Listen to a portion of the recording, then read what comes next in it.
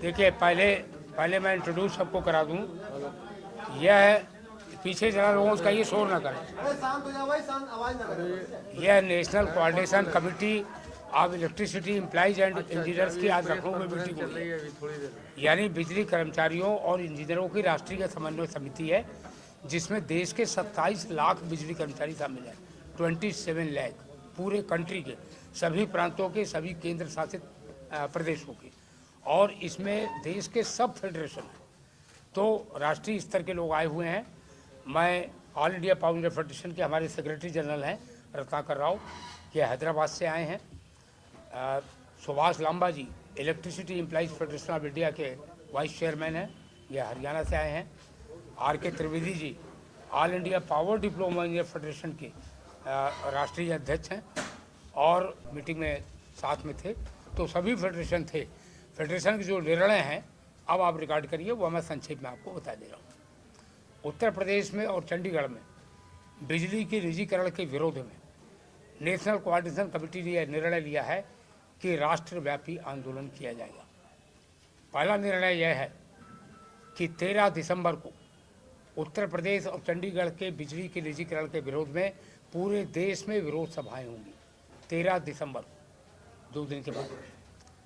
दूसरा निर्णय यह है कि 19 दिसंबर यह काकोरी क्रांति का 100वां वर्ष चल रहा है। काकोरी क्रांति के महानायक पंडित राम प्रसाद बिस्मिल, अशफाक उल्लाह खां और राजेंद्र लाहिड़ी का बलिदान दिवस है। 19 दिसंबर को इनकी स्मृति में इनके चित्र अपने हाथ में लेकर देश भर के बिजली कर्मचारी इस स्लोगन के साथ शहीदों के सपनों का भारत बचाओ, निजीकरण हटाओ, इस स्लोगन के साथ पूरे देश में विरोध सभाएं करेंगे और रैलियां निकाली जाएंगी। 13 दिसंबर को ही निजीकरण विरोधी दिवस भी मनाया जाएगा। 22 दिसंबर को लखनऊ में, जो उत्तर प्रदेश की राजधानी है, एक विशाल बिजली पंचायत का आयोजन किया जाएगा, जिसमें उपभोक्ता भी होंगे, किसान भी होंगे और बिजली कर्मी भी होंगे, और देश भर से बिजली कर्मचारियों के सभी फेडरेशंस के लीडर यहाँ पर आएंगे। आगे के निर्णय हम लोग वहाँ लेंगे। इसी प्रकार से 25 दिसंबर को चंडीगढ़ में एक विशाल बिजली पंचायत होगी। लेकिन यह भी निर्णय हम लोगों ने लिया है कि अगर इस दौरान उत्तर प्रदेश में बिजली के निजीकरण की कोई भी प्रक्रिया शुरू की गई, अभी तो एक तरफा ऐलान है पावर कॉरपोरेशन के चेयरमैन का, लेकिन कोई भी प्रक्रिया निजीकरण की शुरू की गई तो उसकी तीखी प्रतिक्रिया होगी और देश के 27 लाख बिजली कर्मी सड़क पर उतरने के लिए विवश होंगे उसी समय। उसके लिए कोई और नोटिस नहीं दी जाएगी। यही निर्णय हमारा चंडीगढ़ के बारे में। अगर निजी कंपनी को चंडीगढ़ को एक तरफा ढंग से हैंडओवर करने की कोई भी एक तरफा कोशिश हुई तो यही कार्रवाई चंडीगढ़ को लेके होगी। और हमारे यह निवेदन है उत्तर प्रदेश के मुख्यमंत्री से, अभी सुभाष लांबा जी बताएंगे, उन्होंने बातचीत किया था उनके ऑफिस से, उसकी जानकारी वो देंगे। लेकिन हम सब का निवेदन है उत्तर प्रदेश के मुख्यमंत्री से कि उत्तर प्रदेश में 30,000 मेगावाट देश की सबसे ज़्यादा बिजली की आपूर्ति का रिकॉर्ड है। उत्तर प्रदेश देश में सबसे ज़्यादा कंज्यूमर्स को, 3,56,00,000 कंज्यूमर्स को बिजली आपूर्ति हम करते हैं। और लगातार अपने ट्विटर हैंडल पर माननीय मुख्यमंत्री जी ने, माननीय ऊर्जा मंत्री जी ने यही कहा है कि डबल इंजन की सरकार में उत्तर प्रदेश में बिजली में ऐतिहासिक सुधार हुए हैं, फिर निजीकरण की क्या ज़रूरत है। आखिरी बात, मेरा आरोप है यह कि यह कुछ वेस्टेड इंटरेस्ट पावर कॉरपोरेशन के, उन्होंने इस चीज़ को हवा दी है, क्योंकि बिजली की जो परिसंपत्तियां हैं अरबों खरबों रुपए की, उनका कोई मूल्यांकन नहीं किया गया है। बिना मूल्यांकन के बेची कैसे जा रही है? जब उनका मूल्यांकन ही नहीं किया गया तो रिजर्व प्राइस तय कैसे की जा रही है? यह कौड़ियों के मोल अरबों खरबों रुपए की परिसंपत्तियों की लूट होने वाली है। इसके प्रति भी मैं माननीय मुख्यमंत्री जी से अनुरोध करूंगा कि परिसंपत्तियों का CAG से ऑडिट कराया जाए, और जिस कमेटी से कराया जाए उसमें एक कंज्यूमर का प्रतिनिधि हो, एक बिजली कर्मियों का प्रतिनिधि हो। और जब तक यह ऑडिट नहीं होता, हम तो निजीकरण का हमेशा ही विरोध करते हैं, जब तक यह ऑडिट नहीं होता। और आखिरी बात कह के हमारे साथी कहेंगे, मैं बहुत विनम्रतापूर्वक उत्तर प्रदेश सरकार से ये कहना चाहता हूँ कि पूर्वांचल विद्युत वितरण निगम और दक्षिणांचल विद्युत वितरण निगम दोनों स्थानों पर जो सबसे खराब डिवीज़न, सबसे खराब लास्ट नंबर पर जो हो उस डिवीज़न का मैनेजमेंट विद्युत कर्मचारी संयुक्त संघर्ष समिति को दे दिया जाए और उससे जो थोड़ा सा और बेहतर हो उसका मैनेजमेंट किसी भी प्राइवेट कंपनी को दे दिया जाए। 1 साल तक यह एक्सपेरिमेंट करके देख लिया जाए। अगर प्राइवेट कंपनी से अच्छा हम नहीं कर पाएंगे तो हम निजीकरण की बात करना बंद कर देंगे। इससे ज़्यादा विनम्रतापूर्वक और मैं कुछ नहीं कर सकता। बिजली कर्मचारी ही सुधार कर सकते हैं, यही कर सकते हैं। फेलोर यह मैनेजमेंट का है। सरकार के जो संगठनात्मक जो है विरोध है उन पर रोक लगाई गई है और कहा गया है कि अगर कोई विरोध प्रदर्शन करता है तो उसके खिलाफ कार्रवाई की जाएगी। ऐसा नहीं कहा गया है। एस्मा है, एस्मा है, कहते हैं एसेंशियल सर्विसेज मेंटेनेंस एक्ट को। वह डिस्ट्रप्शन ऑफ सप्लाई को लेके है और स्ट्राइक को लेके है। यह सब पावर कॉर्पोरेशन के चेयरमैन अपनी परिभाषा बताते हैं।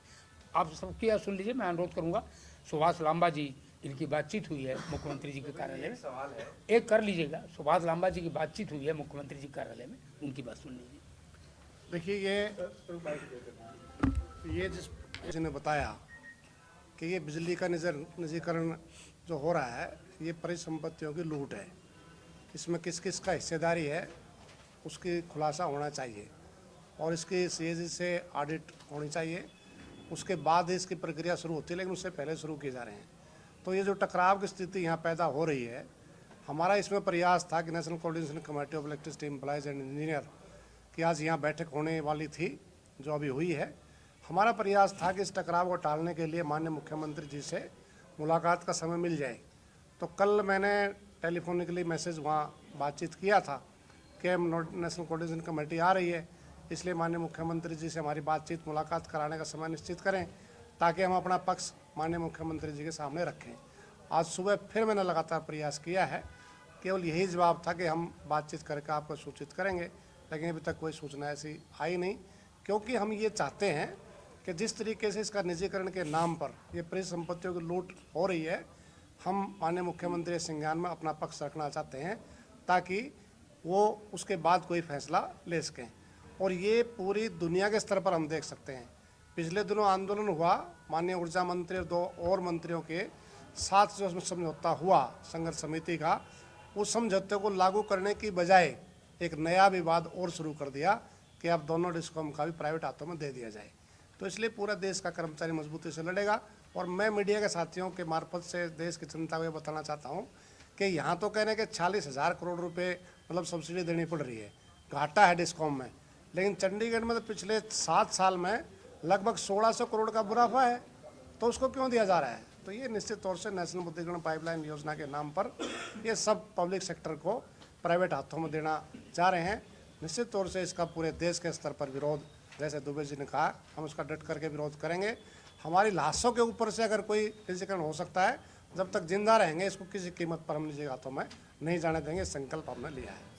त्रिवेदी जी, डिप्लोमा ने नेशनल कोऑर्डिनेशन कमेटी की बैठक बिजली के निजीकरण को रोकने के लिए की गई थी और पूरे हिंदुस्तान भर में ये निजीकरण की प्रक्रिया चलाने का काम सरकार कर रही है पूंजीपतियों के कहने पर। और इसमें कर्मचारी और अधिकारियों का शोषण होगा। निश्चित तौर पे कोई उद्योगपति आएगा काम करने तो वो लाभ के लिए आएगा। और ये बिजली मूलभूत आवश्यकता यहाँ पर किसान की, नौजवान की और गरीब परिवार के लोगों को बिजली देने के लिए सरकार संकल्पित थी। और ये पहले निजी घरानों में होने के बाद फिर धीरे धीरे यह सार्वजनिक क्षेत्र में आई और ये दोबारा से लालटेन युग में ले जाने का काम सरकार कर रही है। हम आप सबके माध्यम से सरकार से ये अनुरोध करना चाहेंगे, जहाँ पर जनता 80 करोड़ जनता को राशन देने का काम सरकार कर रही हो, वहाँ पर बिजली देने का काम कौन प्राइवेट आदमी करेगा? जब राशन दे करके जहाँ भोजन की व्यवस्था सरकार ये मान करके चल रही है कि ये गरीबी रेखा के नीचे काम कर रहे हैं और इसलिए उनको राशन दे रही है, तो बिजली उनको कौन फ्री में देगा? इसलिए बिजली का निजीकरण ना किया जाए। ये कर्मचारियों के हितों के साथ साथ हम जनता के हित की भी ये लड़ाई लड़ रहे हैं। आप लोगों के माध्यम से चाहेंगे निश्चित तौर पे हमारी आवाज़ सरकार तक, उत्तर प्रदेश सरकार और भारत सरकार तक पहुंचाई जाए। और अन्यथा की स्थिति में हम तकनीकी लोग हैं, हम अगर बिजली का निर्माण इतनी तेज़ी से कर सकते हैं तो हम आंदोलन भी उतनी तेजी से करेंगे और किसी भी सूरत में किसी निजी घराने को इसके अंदर निजी कंपनियों के हाथ में बिजली को नहीं सौंपने देंगे। ये आज हम लोगों ने निर्णय किया है। आदरणीय दुबे जी ने आपको जो हमारे कार्यक्रम है वो 25 तारीख चंडीगढ़ के कार्यक्रम तक निर्धारित कर दिए गए और उसके बाद भी अगर यह कार्रवाई जारी रही, हम लोगों ने ऐसा नहीं कि इसको रोका ना हो। यह बिजली का इलेक्ट्रिसिटी अमेंडमेंट बिल लगातार लोकसभा में लाया जा रहा है और हम लोग उसको हर जिले से लेकर के और जंतर मंतर तक हमने उसका प्रदर्शन करके उसको रोकने का काम किया है। आज भी electricity amendment bill standing committee में पेंडिंग है। स्टैंडिंग कमेटी का आज भी निर्णय सरकार को नहीं सौंपा गया और सरकार उस निर्णय आने के पहले ही निजी घरानों को बिजली सौंपने का काम कर रही है। इसका पुरजोर विरोध किया जाएगा। ये राज्य विद्युत परिषद तो उत्तर प्रदेश का बचेगा, पूरे हिंदुस्तान के बिजली सेक्टर को बचाने के लिए डिप्लोमा फेडरेशन पूरे हिंदुस्तान में सड़कों पर आकर के काम करेगा। ना इससे कर्मचारियों पर कोई फर्क पड़ेगा, ना ही कंज्यूमर पर। तो आप ये बस समझा दीजिए कि कैसे कर्मचारियों पर असर पड़ेगा इसका और कैसे कंज्यूमर पर इसका असर पड़ेगा जो निजीकरण के 2 डिस्काउंट की बात चल रही है। देखिए, पहली बात मैं कर्मचारियों की समझा देता हूँ, फिर कंज्यूमर्स की समझा देता हूँ। कर्मचारी करीब 76,000 कर्मचारी, 50,000 आउटसोर्सिंग के कर्मचारी और 26,000 रेगुलर के कर्मचारी यह काम कर रहे हैं पूर्वांचल विद्युत, आपको दे देंगे टेबल दे देंगे, यह काम कर रहे हैं पूर्वांचल विद्युत वितरण निगम में और दक्षिणांचल विद्युत वितरण निगम में। स्वाभाविक है उनका जो ऑप्शन है वो ऑप्शन ये है कि आप प्राइवेट कंपनी के एम्प्लॉय बन जाइए। बहुत से लोग प्राइवेट की नौकरी छोड़ के गवर्नमेंट में आए थे, आते ही हैं, वो प्राइवेट कंपनी के एम्प्लॉय अब क्यों बन जाएंगे? और प्राइवेट कंपनी का एम्प्लॉय कोई क्यों बनना चाहेगा? तो दूसरा ऑप्शन उनका ये है कि फिर आप वापस आ जाइए और वीआरएस ले लीजिए। वीआरएस छटरी के अलावा कोई चीज़ है? लोग नौकरी करने आए हैं कि वीआरएस लेने आए हैं? अगर वीआरएस इतना आकर्षक है तो पावर कॉर्पोरेशन के चेयरमैन क्यों नहीं ले लेते वीआरएस? इसलिए यह भ्रम है जिसमें कर्मचारी आने वाले नहीं हैं। दूसरी बात, कर्मचारी उत्तर प्रदेश पावर कॉर्पोरेशन की नौकरी में आए थे, 75 में से 42 जिलों का आप निजीकरण कर रहे हैं, more than half down size कर रहे हैं कंपनी को और कह रहे हैं कर्मचारियों की सेवा शर्तों पर असर नहीं पड़ेगा। यह तो सीधे सीधे उसका असर पड़ने जा रहा, उनकी कैरियर अपॉर्चुनिटी। और जब हाफ से ज़्यादा डाउन साइज हो जाने पर सरप्लस हो जाएंगे तो रिट्रेंचमेंट ही तो होगा। इसलिए यह मैंने तो उनको ये कहा कहीं पर भी हमसे बैठ के बातचीत कर लें, उन्होंने तो संघर्ष विध से बात ही नहीं करना जरूरी समझा। दूसरी बात कंज्यूमर्स की, कंज्यूमर्स को मैं यह बात साफ तौर पर बता देना चाहता हूँ कि उत्तर प्रदेश में बिजली महंगी क्यों है। बिजली की महंगे होने का सबसे बड़ा कारण हाई पावर परचेज कास्ट है। उपभोक्ता के दरवाजे तक जो बिजली पहुँचती है उसका 80 से 85% अंश बिजली खरीद की लागत होती है। उत्तर प्रदेश में 30,000 मेगावाट बिजली की आपूर्ति हो रही है और उत्तर प्रदेश का अपना जनरेशन केवल 5,000 मेगावाट का है। बाकी बिजली हम सेंट्रल सेक्टर से लेते हैं या प्राइवेट सेक्टर से लेते हैं। प्राइवेट सेक्टर से बहुत महंगी बिजली लेते हैं। हमारी पावर परचेज कास्ट ही 6 रुपये के ऊपर है। और फिर लागत जो आती है कंज्यूमर के दरवाजे तक बिजली पहुंचाने की, जो पावर कॉर्पोरेशन में रेगुलेटरी कमीशन में लिख के दिया है वो 7 रुपये 85 पैसे प्रति यूनिट है। अब प्राइवेट कंपनी आएगी तो 7.85 से कम में बिजली देकर नुकसान तो नहीं उठाएगी ना।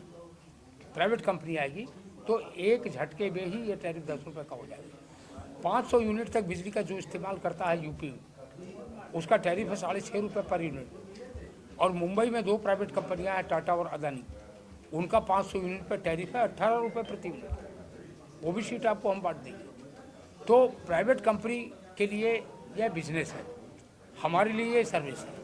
यही सबसे बेसिक बात है और आम जनता को यह बात समझनी चाहिए। और आम जनता को जो बिजली पंचायत हमने घोषित किया है 22 दिसंबर को लखनऊ में और 25 दिसंबर को चंडीगढ़ में, उसमें कंज्यूमर्स को भी हम इन्वॉल्व करेंगे। किसान भी होंगे, उपभोक्ता भी। ठीक है।